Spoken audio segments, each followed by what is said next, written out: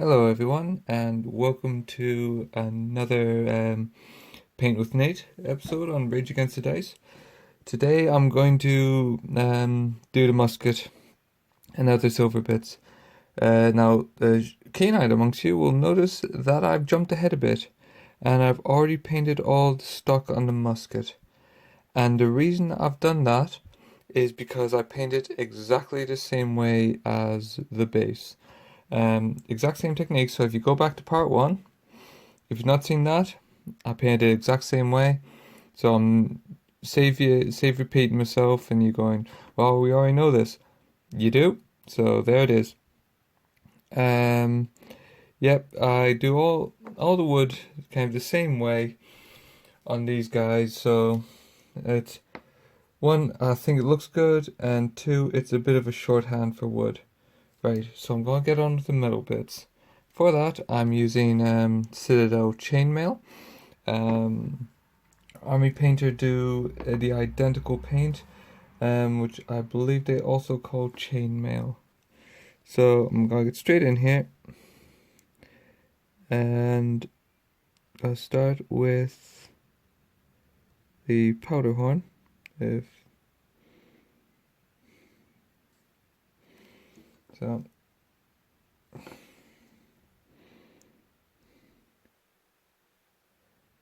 Just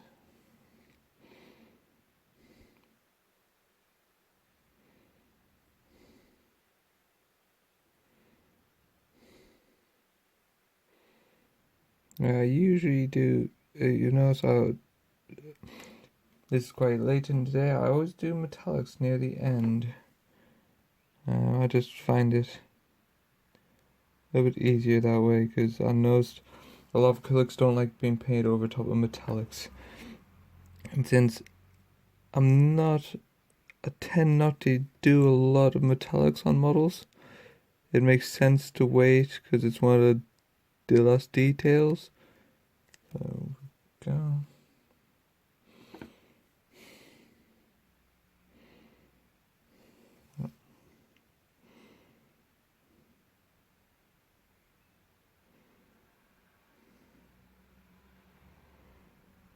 There we go.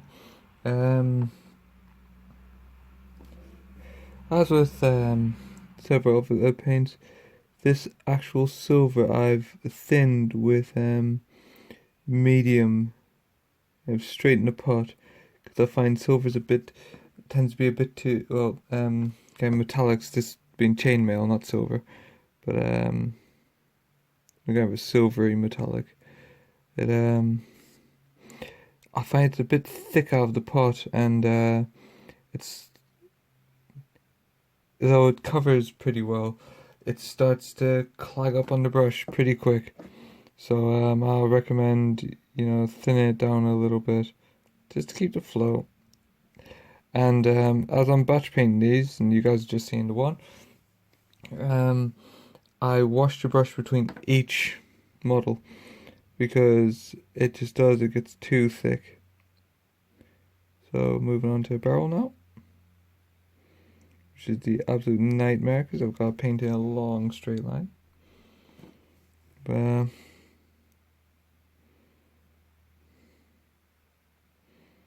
yeah, there's these little brackets which hold the barrel in place.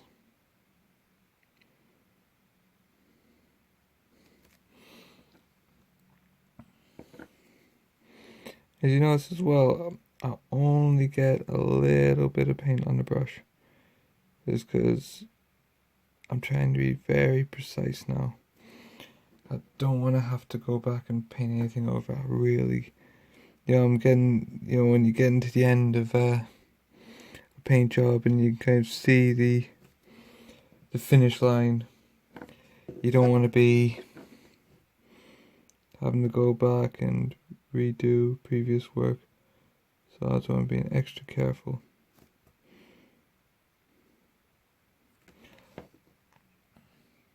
So painting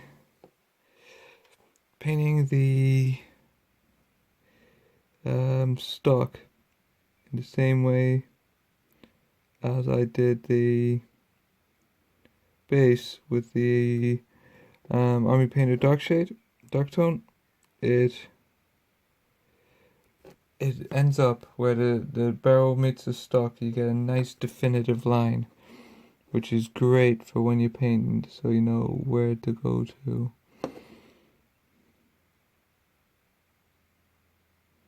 So we're almost there.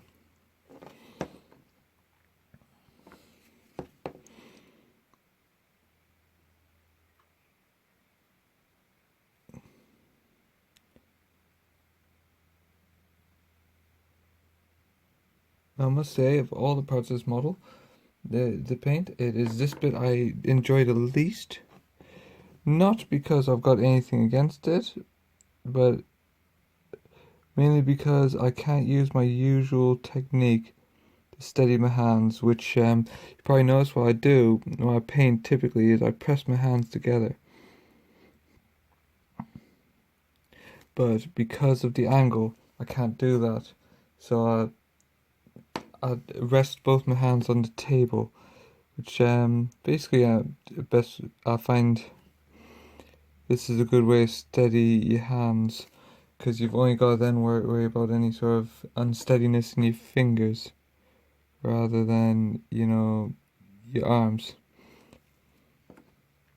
Because depending on where you're resting, if you rest on your elbows, you've got all your forearms unsteady in your hand. If you rest on your wrists, you've just got your hands. And if you actually press your hands together, you've only got your fingers. And that's my take on it. That's how I paint. Like there I'm quite happy because I've got my hands together again. Just got that little bit left to do behind the bracket there. Oh.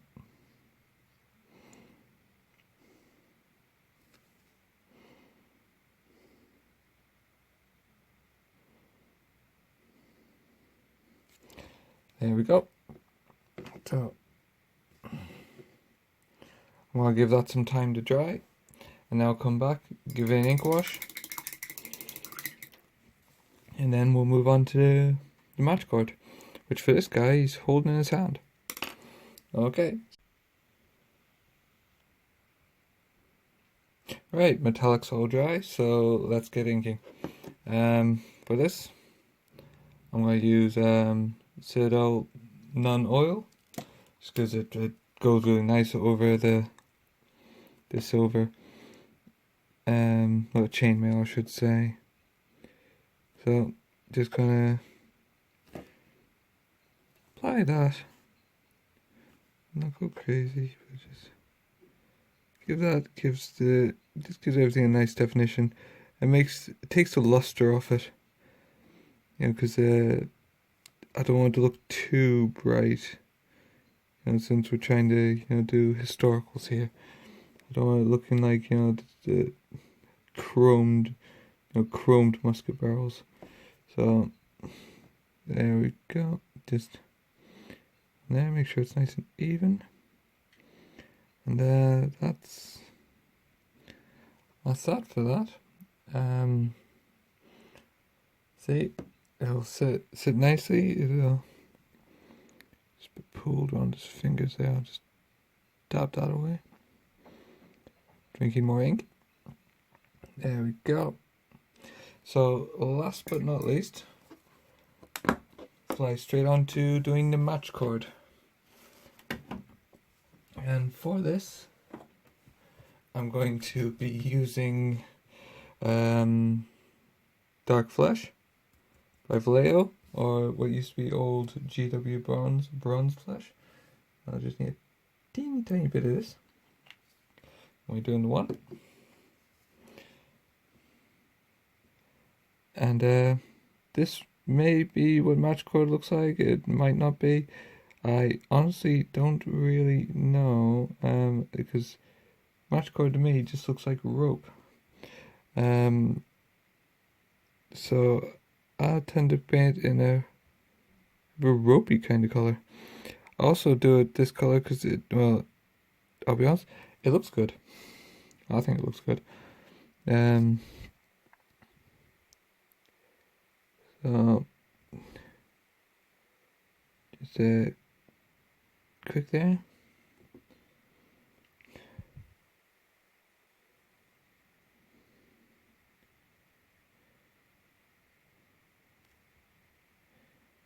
So there we go.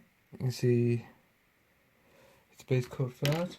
Then I'm going to get my Army Painter skeleton bone, which is the same as your bleach bone, your GW bleach bone, whatever they want to call it now. Just get a bit of that, and then I'll just in stripes down it to give it the kind of the appearance of being wound rope, wound cord. Just go around, and that is that. There we go. Gun's all done. Looking pretty swish. Pleased with that. So yep, that's that. That's it for the guns. Catch you next time for the next step. Bye bye.